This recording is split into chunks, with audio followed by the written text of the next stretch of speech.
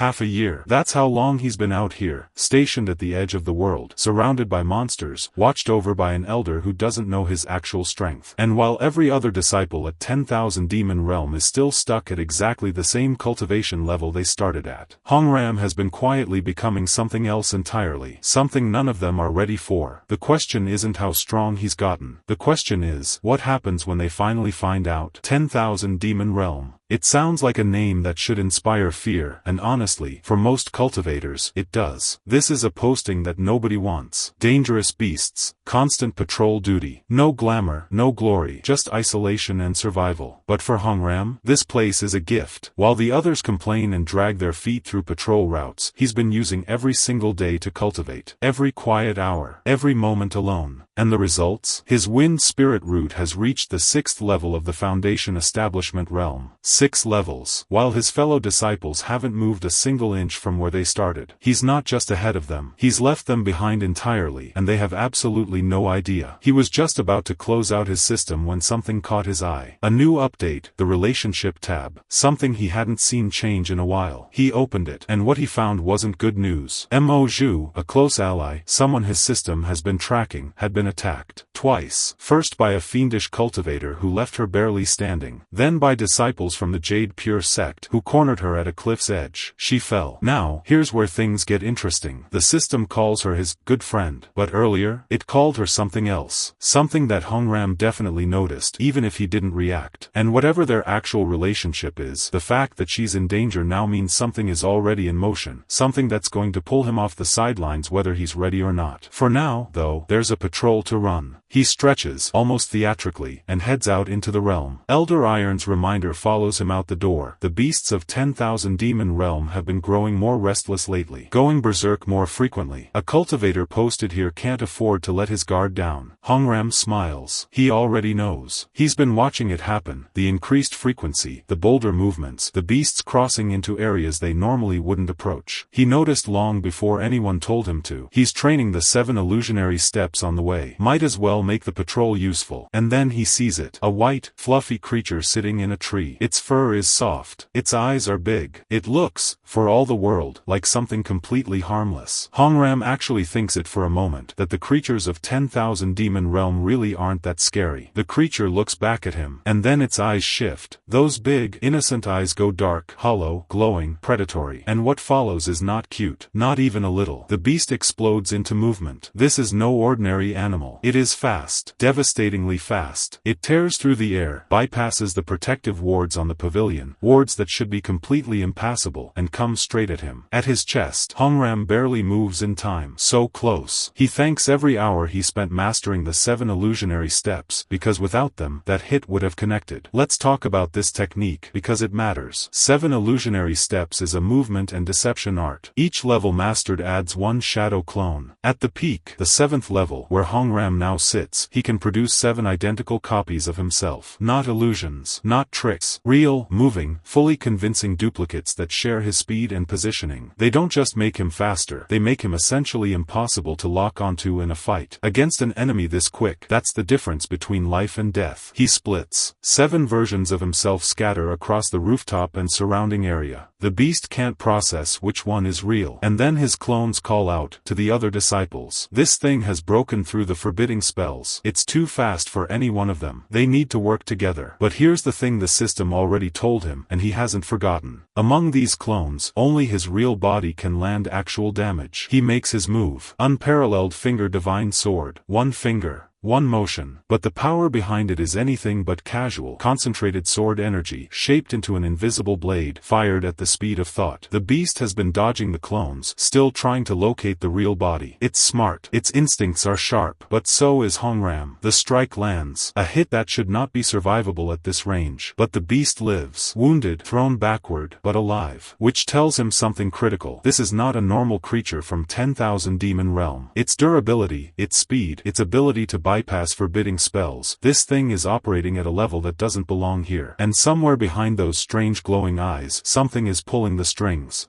He watches it go.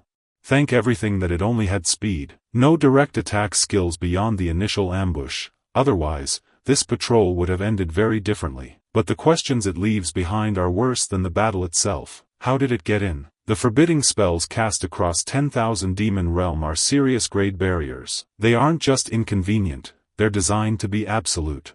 Nothing under a certain power threshold can penetrate them. So either this beast is far stronger than it appeared, or something actively helped it through. He thinks about the recent pattern, the increasing berserk frequency, the boldness, the timing. This isn't random. He files his report. The news reaches the elders. In a chamber that breathes power, stone walls, formal robes, the kind of silence that only exists when very dangerous people are choosing their words carefully, the senior figures of the sect convene. Old immortal Taoist Thunder, elder of the heavenly Thunder Peak, speaks first. He's already connected the dots. The viridescent Nether Cult, a shadow organization that has been quietly infiltrating this sect for years, must be involved. More than 30% of their known spies have already been removed. But that word, already, carries weight. Because if 30% have been found, what about the rest? Someone suggests sending more disciples to guard 10,000 demon realm. Old immortal Taoist Thunder raises something darker. The sect master has disappeared. 18 core disciples vanished with him. And the beast's going berserk. It's all connected. It must be investigated properly. And then he looks at the silver-haired elder across the table. His junior sister. She has said nothing this entire meeting. Not one word. He pulls her aside afterward. If there's truly a traitor among the elders, he tells her, "You're the only one I trust. We taught under the same master. We have to move together." She agrees without hesitation, which is either the most reassuring thing that happens in this chapter, or the most alarming. 2 years later. Pause on that. While the sect argues, investigates, suspects, and quietly tears itself apart, Hongram trains. Every day, for 2 years straight. Inside 10,000 demon realms forbidding spells, which he's figured out make for a perfect personal training ground. Enemies of the Golden Core realm can't reach him inside. Beasts can't disturb him. It's essentially a personal cultivation room that spans a mountain range. The result? His spirit roots have collectively reached the 6th level of the Foundation Establishment realm. All of them. That is not normal. That is extraordinary. And he's comfortable enough that when a stranger's voice breaks the silence, asking, casually, if he's using the realm for cultivation, Hongram smiles and plays along. But that stranger is already inside the barriers. The girl beside the stranger doesn't even have to say it out loud. Her face says everything. When did he get in? The forbidding spells, the same ones that kept Golden Core realm enemies out for 2 full years, just let this man walk straight through. Or he broke through. Or he was never stopped at all. Which means only one thing. He's above the Golden Core realm.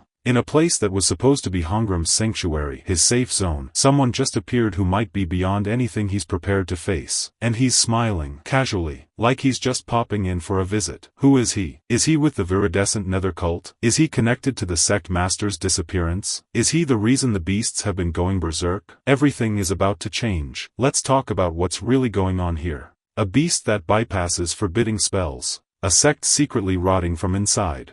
A sect master who vanished alongside 18 of his best disciples. A council that suspects its own elders. And an MC who has been quietly becoming one of the most dangerous cultivators in this entire arc, while nobody noticed. The story is no longer just about hidden strength. It's about a world that's actively closing in. And Hongram is right at the center of something that is far, far bigger than a patrol assignment. The real question is, does that stranger already know who he is? Does the Nether Cult know he's been training inside their territory? And what happened to the sect master? And is it connected to Mo Zhu's attackers? Comment your theory below. And if you want to see the next chapter broken down the same way, you already know what to do. See you in the next one.